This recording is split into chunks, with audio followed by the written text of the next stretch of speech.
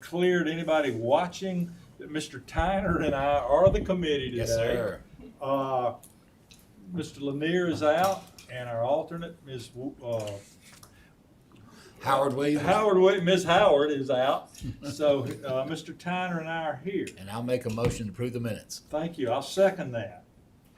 All in favor? Aye. Aye. All right. This is going to be confusing to me. First up, Mr. Holmes. Yes, sir, Council, good afternoon. I'll try to go as quick as possible. I won't read this entire. Thank you. As you have probably heard, the state has legalized and authorized medical cannabis. This is through the Alabama Medical Cannabis Commission. They oversee it, they license it, they handle all the regulatory side. What is unusual, and the reason I'm in front of you today, is usually when the state legalizes something, it's then up to a municipality to say, hey, we don't want that here, and go forward and prohibit something. In this instance, they kind of did it backwards.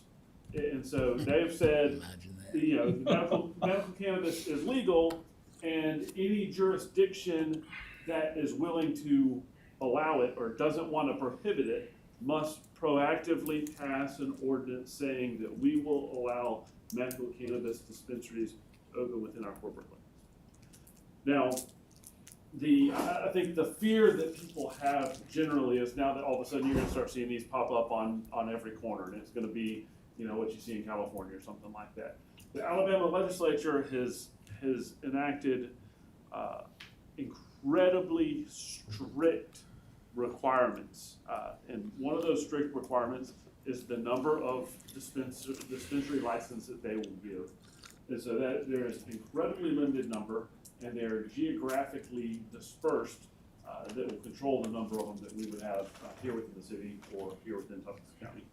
This is also kind of not what people think of when you think of medical marijuana. I think a lot of people think of what they see on the news with what's going on in Colorado and other places where you go into a store and you know, there's a bunch of leaf marijuana out, and you can pick from a bunch of crazy names, and then you go home and smoke it and do what you want. The materials or the vehicle for down the street. The vehicle that the state is allowing is incredibly limited and would include a tablet or capsule, a non-sugar-coated gelatinous cube, or a lodging cube. I understand that that's only going to be in one flavor available, and they have decided on peach. A topical preparation, a suppository, a transdermal patch, Well, that's good. a nebulizer, or liquid. It does not allow plant form, anything that would be smoked, vaped, any food product Well, that it is would for be nausea. mixed, cookies, brownies, gummies. This falls under TMI. I'm sorry. I should have warned y'all of that up front, I'm sorry.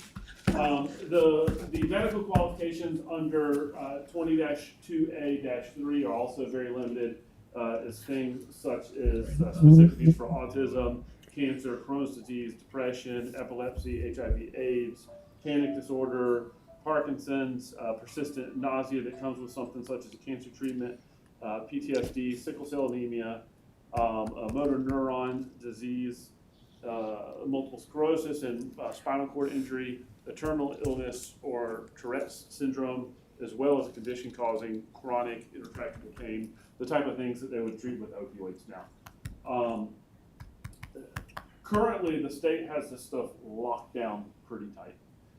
We do expect we will see it. We'll see our citizens using it. We'll probably see, you know, the people who can get benefit from this are going to get benefit, and they're going to find it somewhere.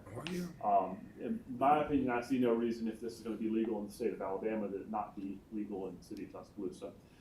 There is also a revenue component to this. You know, we do stand to get business license and sales tax revenue. That's actually one of the specific reasons that the state says that they're doing this. We have actually, in the ordinance that is in front of the committee today, earmarked this specific revenue to go to our public safety fund to help us support the continued conversion to RSA that we've been working on. Okay. Any questions on that? Sorry, I kind of glossed over it pretty quickly. I'll make a motion to approve. Second.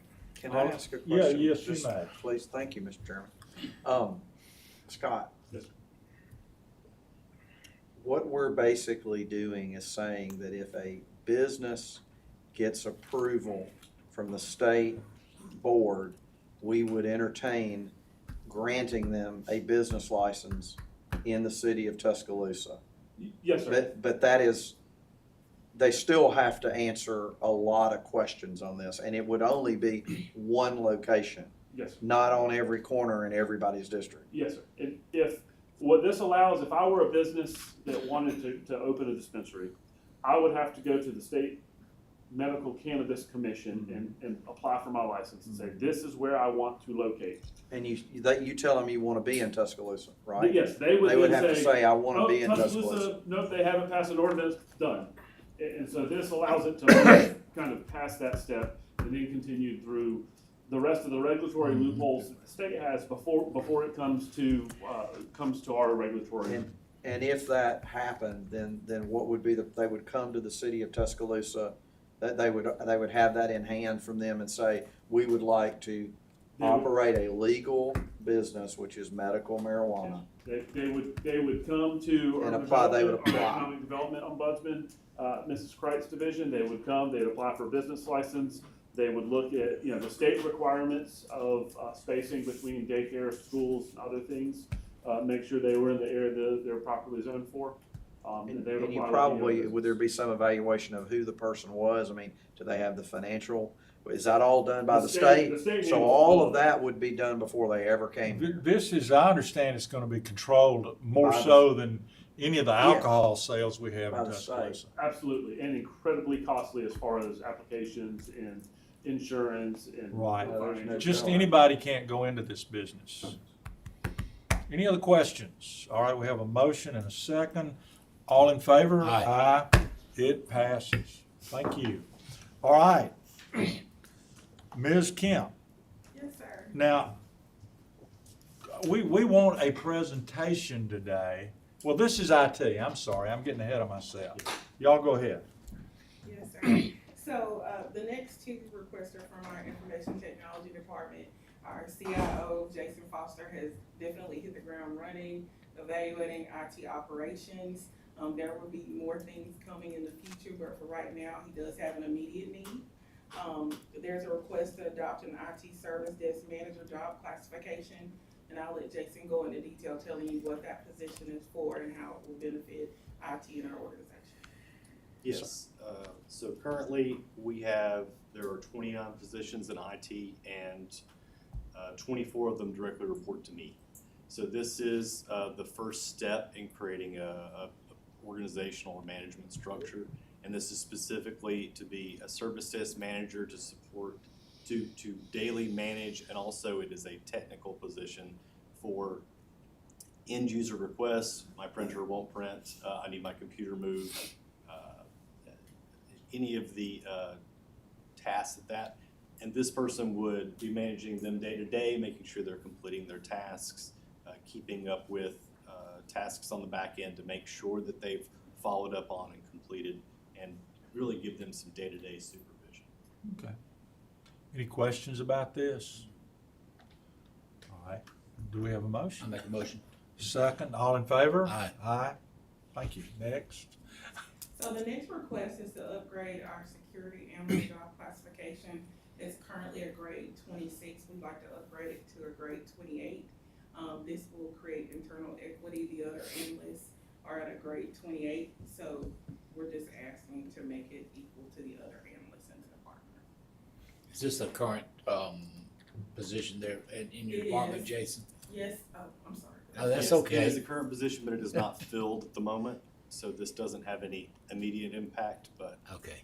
it will. But we have a network analyst, systems analyst, and data analyst that are all grade 28. This will just put it on equal terms with the other three. Okay. Okay. Make a motion. Second, all in favor? Aye. Passes. All right, is this everything from IT? Yes, sir. All right, Ms. Kreitz, I think you're up. Yes, sir. With Ms. Kemp, if needed. With Ms. Kemp if needed. I'm excited to have a chance this afternoon to talk to you about enforcement. Codes and Development Services is, of course, one thing that that y'all have been talking about, that Mayor has been talking about for a long time. Right now, with the city of Tuscaloosa, we have one position, code enforcement officer, that's it. And so we really need, in an effort to consolidate, in an effort to move forward, to create that codes and development services division within urban development. And I'm so very excited to get to talk to you about what we are thinking about doing. There we go, there's my title slide. So, right now, of course, we have 4 current code enforcement officers within the city of Tuscaloosa with 1 vacancy. Enforcement, as y'all know, is very siloed. You've got TPD that handles grass and vacant vehicles. You've got ESD that handles signs in the right of way and trash carts and this, that, and the other. And the 2 in urban development handle zoning, signs, partridge, and a pear tree.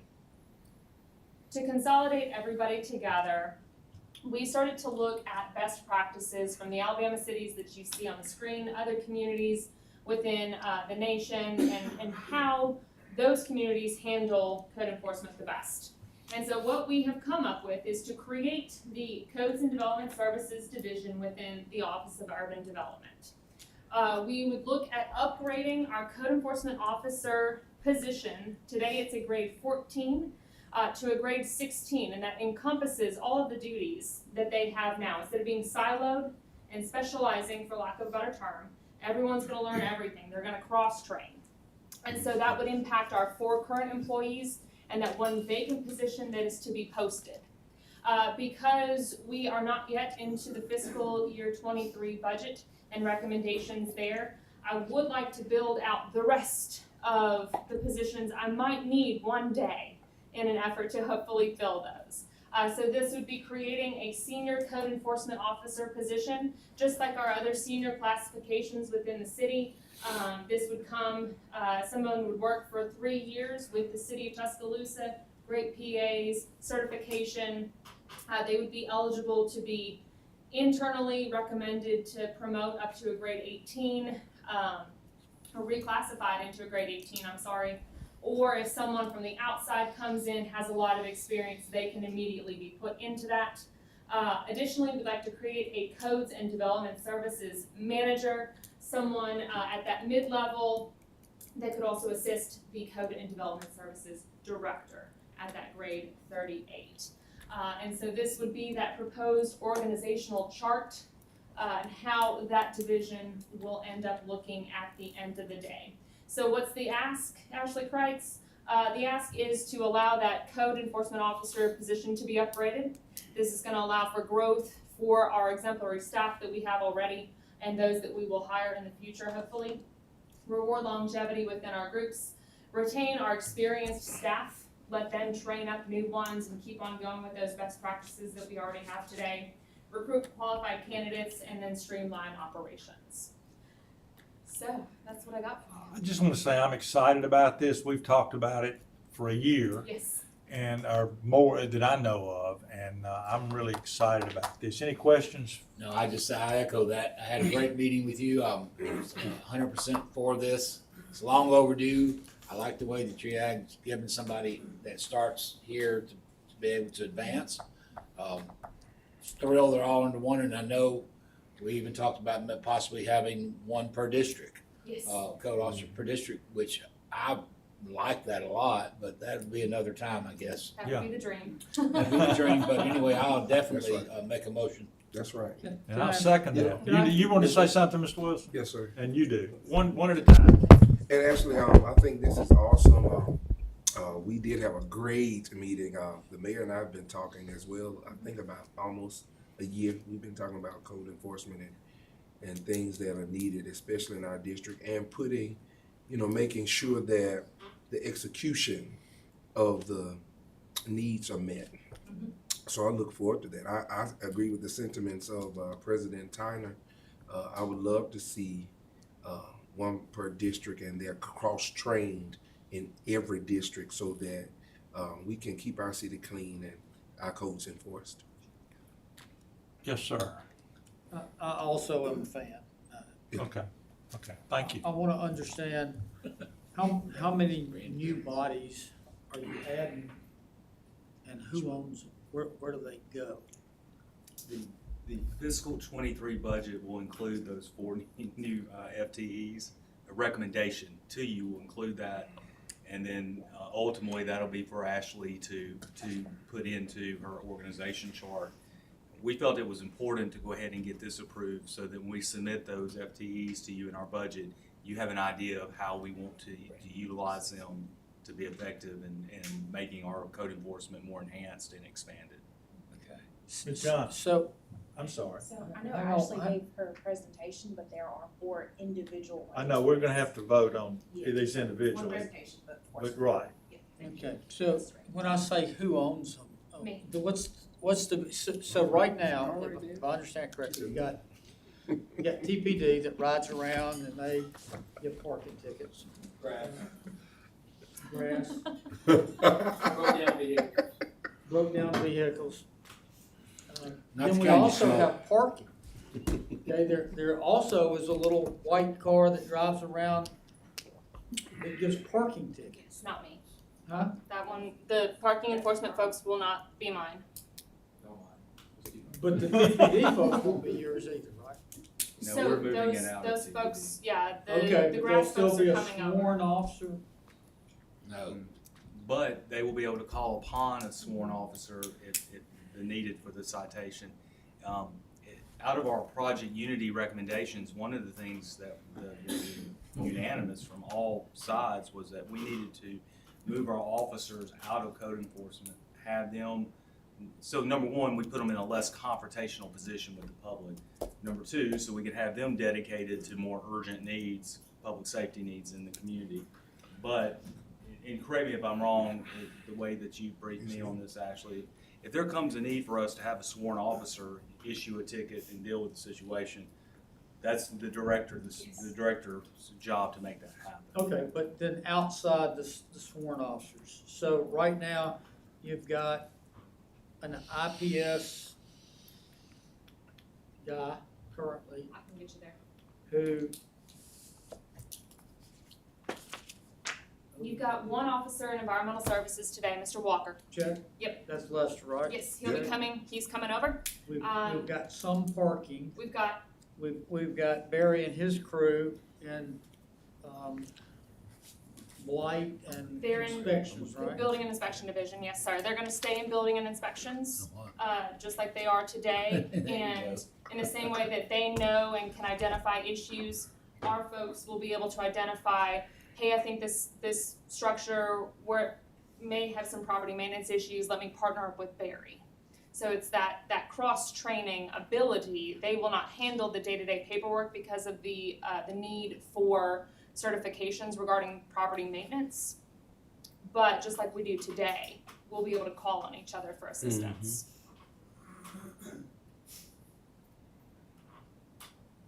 And so you, Ashley Kreitz, will own how many people? I, Ashley Kreitz, will own 5 total people. You don't own Unless that. the budget recommendations. And please, If the ma'am, budget you don't. yeah, let's not quote myself here. There will be 9 total. We'll hear At the about end of the that. day, there'll be 9. And that doesn't include the inspector side, because we have to in some ways separate that to some extent. But they're both under Ashley, and we will be able to collaborate across. And if you don't know, for the public, the same office that had human trafficking had grass maintenance. Right. And we're trying to fix all that, you Yes. know.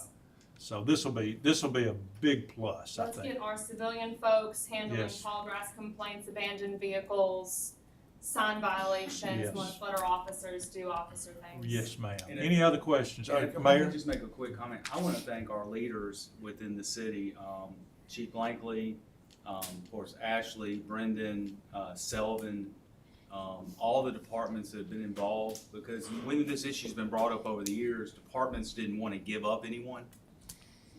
That's what I was asking. And, to Chief Blankley's credit, he about broke my hand saying yes. Captain Selvin's credit, he was Simpson's like, I cheering. think this is the appropriate place to be. Ashley, taking on this burden, was willing to do it, and that type of partnership and teamwork, I appreciate it, because you Yes, can always yes, tell sir. somebody to do something. When people want to do something, it can be very, very effective. That's right. Anything else for this? We're gonna have to go through these individually, but we have a motion Motion? and a second. All in favor? Aye. All right, we have something similar. Ms. Kemp, Ms. Kreitz, we've got to go to this next one, which is 16-19. No, we need individual votes on each one of those. Okay, we just need to vote on Well, it. there are four. On each one, yes, you said that Okay, was we've first. gone through all I'll of make a them. motion correct. for the second one. All right, and I second that. All in favor? Aye. I make a motion on Number the, three, I make a motion on the third one. And I second that. All in favor? Aye. and then number four. And I want to make that motion. Okay, you do. And would you like to I second? would love to second. Okay, all in favor? Aye. Aye. All right. There we go. Good. Thank you, Ms. Kreitz. Now, Ms. Down Kemp, Down to again. Yes, sir. Down to number 8. So over almost the past year, we've talked about realignment, and making sure that, our organization looks like it needs to look. And so, this first discussion would be about, and let me say this is proposed.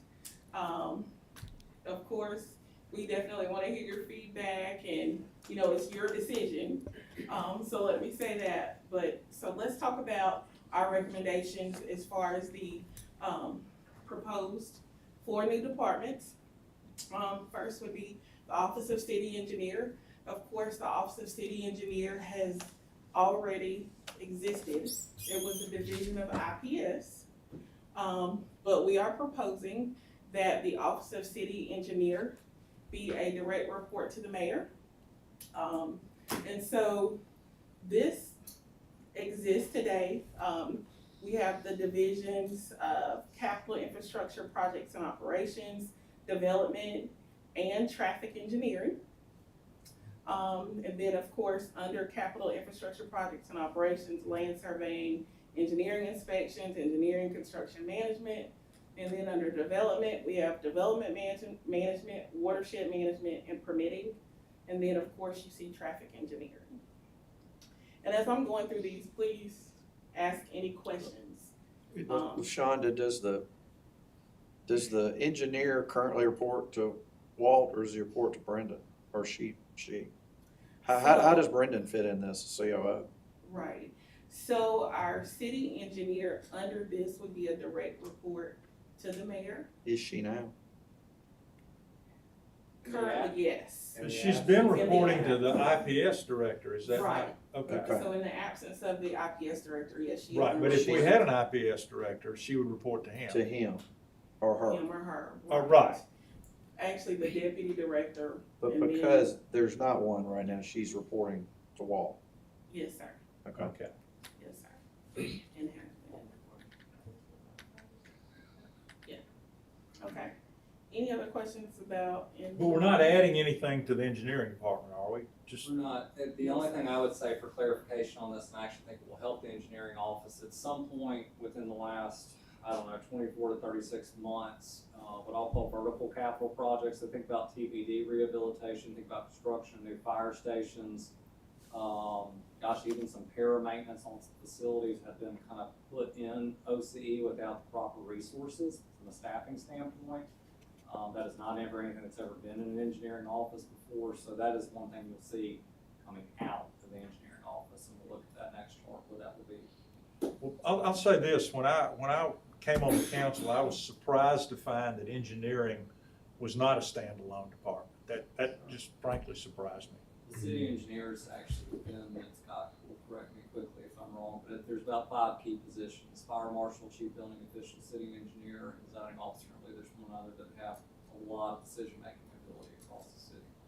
When I started, it was all TDOT. It was all Who TDOT. that city engineer was. Yeah, but we didn't own but 2 cars when you started. I don't think we had that. And 1 horse. The carpool. Yeah.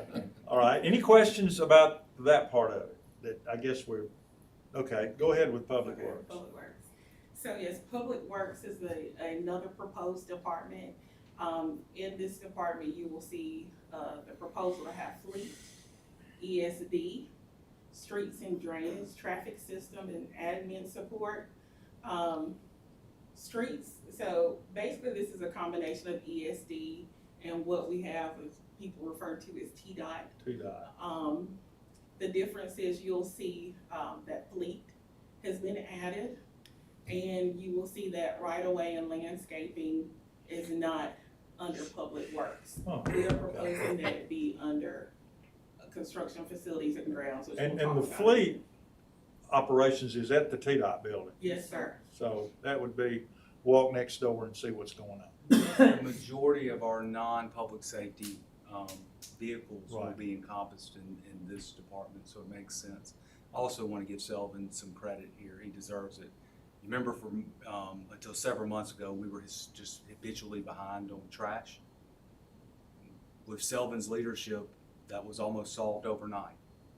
And very proud of the work that him and his team have done, Ms. Hinton have done to get us back on track. I've been very impressed with his leadership in regards to the entire department.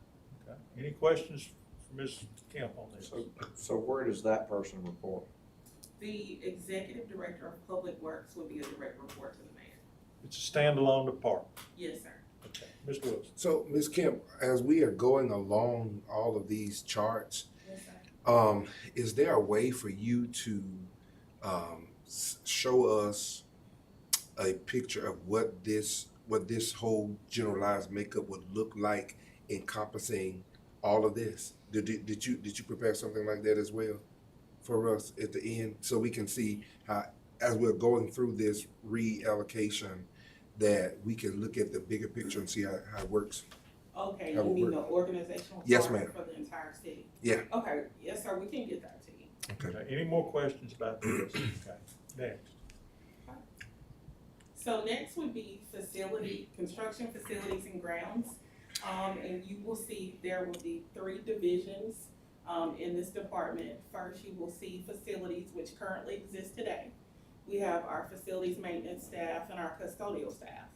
Next, as Brendan alluded to earlier about capital projects, that section of OCE with vertical construction would be moved to this department.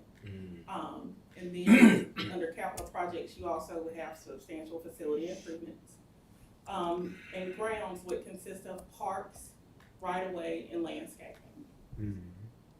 Now, first thing pops in my mind, Selvin has a lot of this right-of-way stuff on a schedule, and I presume we'll keep scheduling this and not just Yes, sir. helter-skelter. Okay. Right. Probably what you'd see the biggest difference is in your parks and landscape. I know Councilor Busby and I had a good discussion. Right now, we're not meeting a standard from our parks and grounds maintenance on facilities. And that's something that's a little bit different from the right-of-way maintenance. We have to have more routine check-ins and committed crews, which y'all approved some job descriptions, which has helped us with that. I think about Councilor Crowe on the Northern Riverwalk. That's 7 days a week when it opens and closes. So we have to have staffing for custodial facilities and general grounds maintenance to kind of meet that type of schedule. And that's for any of our facilities, Riverwalk, think about the other things that are coming online. I think the other thing too, I'd like to point out, and Elevate has put us into a new building program, if you think about what's coming online, and also parks as well. One thing we have seen in the past year, and I know, Mr. Bell, I want to thank you for all the work you've provided and input you've provided to us. There was a gap between facilities, who ultimately maintains that building, and how the building was designed and constructed. Designing and constructing is a lot easier than maintaining it over 20, 30, 40 years. And so by putting it into one department instead of having it spread out, the goal is that those things are integrated so that Gene and his team know exactly how many custodians we're gonna need to clean the building, how many HVAC technicians are gonna be required. Will the HVAC system itself integrate into our other HVAC systems that we have at the city, so we're not duplicating training, services, tools, etc. So we wanted to get that thought process, especially as we move forward with Saving Center, Event Center, even the parks themselves have facility needs. So all those things are integrated, and we think this makes a lot of sense in this new era that we're entering into. Any other questions? Any more questions on that? Okay, go ahead. One thing I'll add to this is gonna be a hybrid model for the university. They have both facilities and grounds and also a construction administration office which shuts down. Obviously, we don't have the same size of portfolio from grounds and facilities, but you do have ownership within that group. Spoken a lot with Mr. Leopard and obviously got some good feedback from, I believe it's Colonel Lamb over, facilities and ground side. So trying to model after best practices down the street. And then finally, you have our utilities, or it would be water and sewer. Under this department, you have lakes, plants, distribution and collections, accounts, billing and meters, and capital utility projects and maintenance. And to Kimberly and Ron, we will call it, if the council adopts it, water and sewer. Well, I'm sorry, what did you want to call it? During our discussion meetings. Well, I think so. I see a grin on Jake's face. Kimberly was adamant, water and sewer. Well, A lot that, of credit goes to Kimberly and Ron on this, because one of the best things about this actual chart is that it doesn't just say water and sewer, it doesn't just have plants, it expressly calls out your functional areas for the full enterprise system. And they deserve a lot of credit for that, making sure those areas have the attention and care they need. people understand water and sewer. They get water and sewer, we go back to school. And because I still have people asking me Go what back to what, IPS John? means, you know. Sure. Question, accounts, billing, and meters. I know there's been problems. That had been moved, or part of that had been moved to UD, the Well, billing and, Well, the account side, and so think of it this way, and this will be something that the executive in charge does. If you think about it, as the water hits the meter, right, the meter goes back to the customer and the accounts and billing side. There has to be a greater connectivity between the actual meter, your accounts, and the billing system versus your plants and distribution. So trying to lump those groups together, Kimberly, you feel free to jump in or Ron, should provide the necessary resources and corrections needed to tackle the challenges in the billing side. what I'm trying to get at is, we had moved that out of the arrangement you just described, right? Before. And then, so, A and B, A, why don't we move it out, and B, why are we moving it back? We moved it out, it was part of the initial recommendations I want to say we had in December. After Jared left the city, that was the creation of the utility service billing department.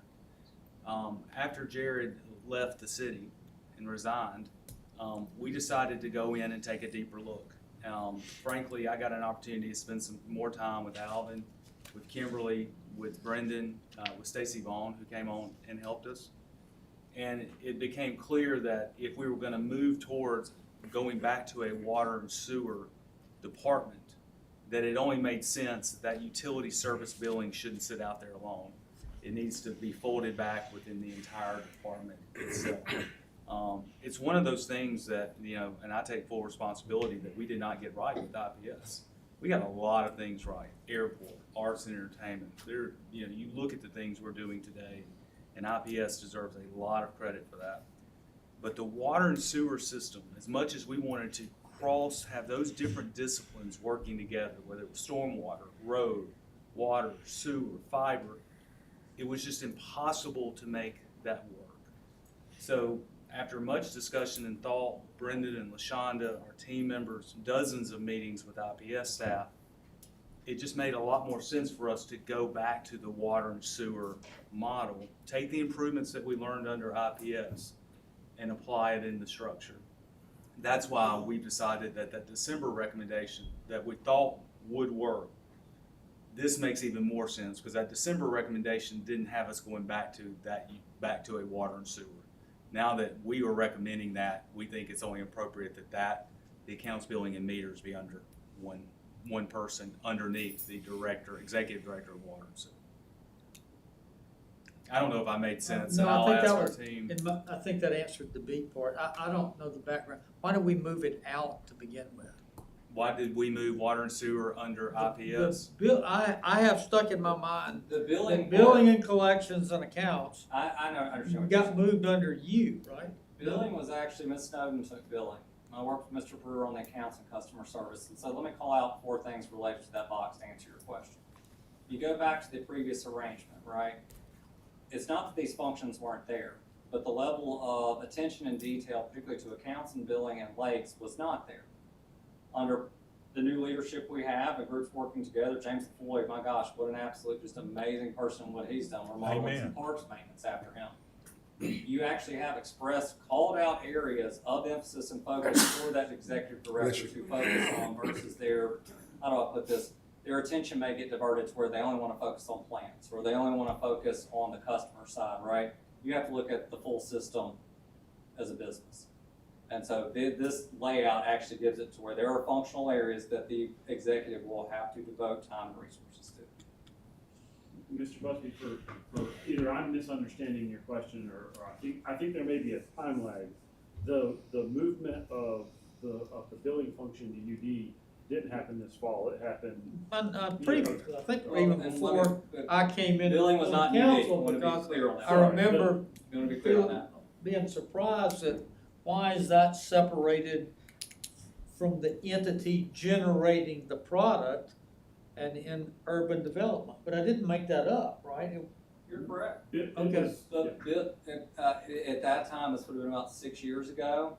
Well, this is before Ms. Standridge's leadership, but that CFO was adamant that billing be detached from the account side. Did not agree with that. That was the direction they chose to go. And I think still to this day that they should be consolidated, and that's how it should work. Just simply put, the Standards and I have met on that. She is 100% agreement from day one. So.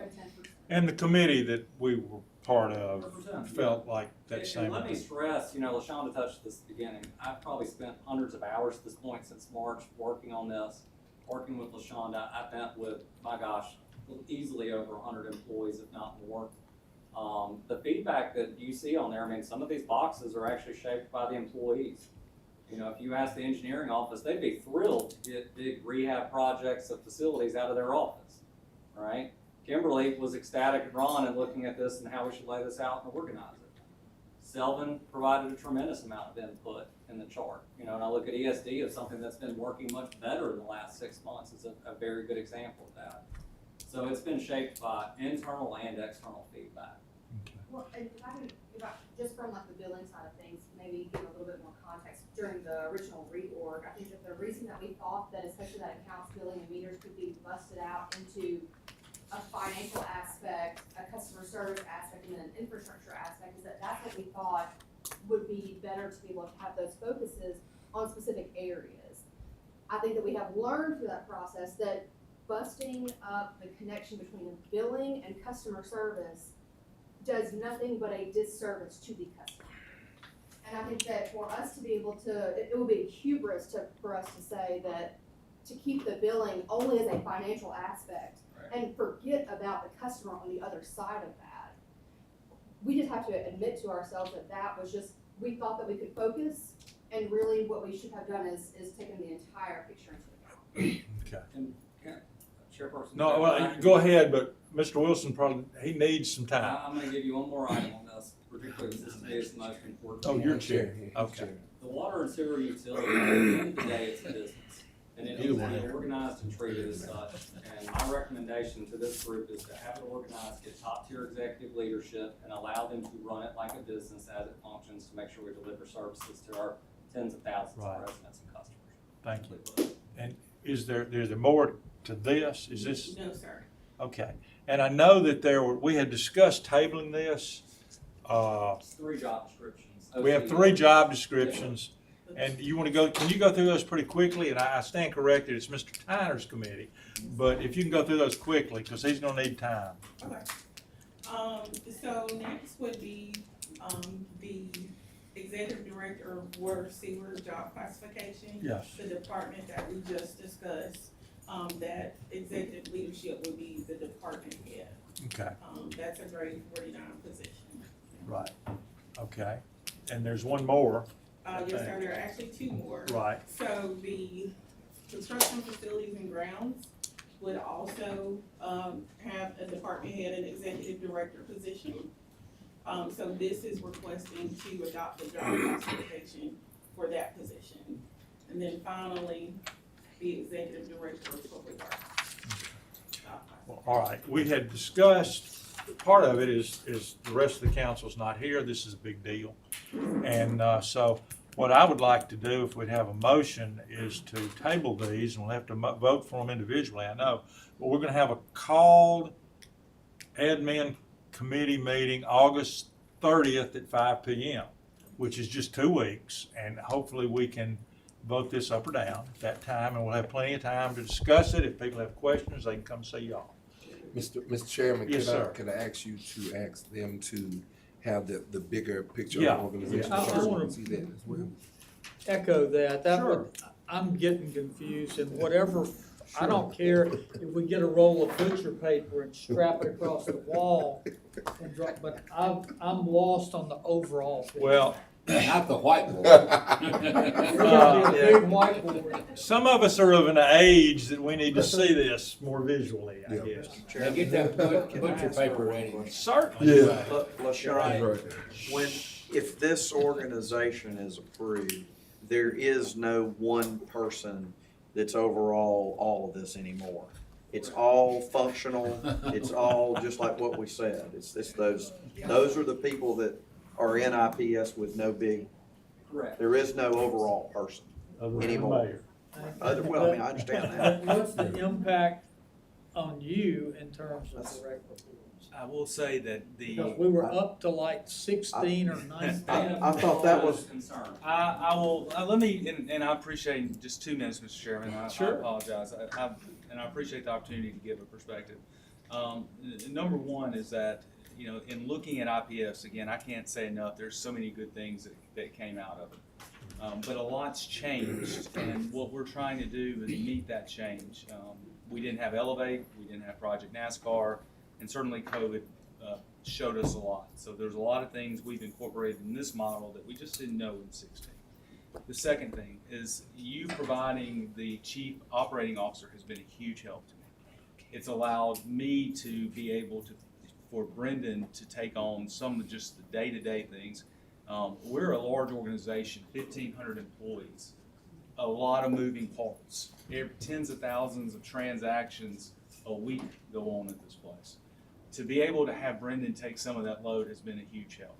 Next, I would say that I'm actually having the time of my life working directly with these departments. Because one of the things that inadvertently happened under the old IPS model is that, and this would go for any director, the portfolio was way too big. Yes. And this allows us in real time for not only me to be aware of to have situational awareness and hopefully constructive guidance in certain areas, it allows you. Because a lot of times a director can only take so much information and convey that. So I really believe in the long run, this is actually gonna be more effective. And I can't say enough, I'm excited about the direction that's been laid out. And I think it will have a better impact just on the day-to-day, especially with the guidance and assistance that Brendan provides every day to me. Thank you.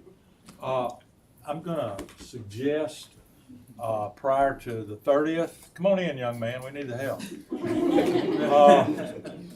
That if you see Ms. Michael or Selvin Green, Mr. Green, any of these people that are in those positions now, if you have questions, I encourage you to go see them, and we'll meet again on the 30th. But I'll entertain a motion to table We need to table each one. individually. Okay, I make a motion to table, number 8. All right, I second that, all in favor? Aye. All right, number I 9, make a motion to table number 9. second that, all in favor? Aye. Number 10, Make a motion. second, all in favor? Aye. Number 11, Make a motion. second, all in favor? Aye. Aye, okay. We'll see this, we'll revisit this again on the 30th at 5 o'clock. And thank you, Ms. Johnson, for letting us do that. You're very sweet. Okay. All right. Make a motion to adjourn. I second that, all in favor? Aye. Aye.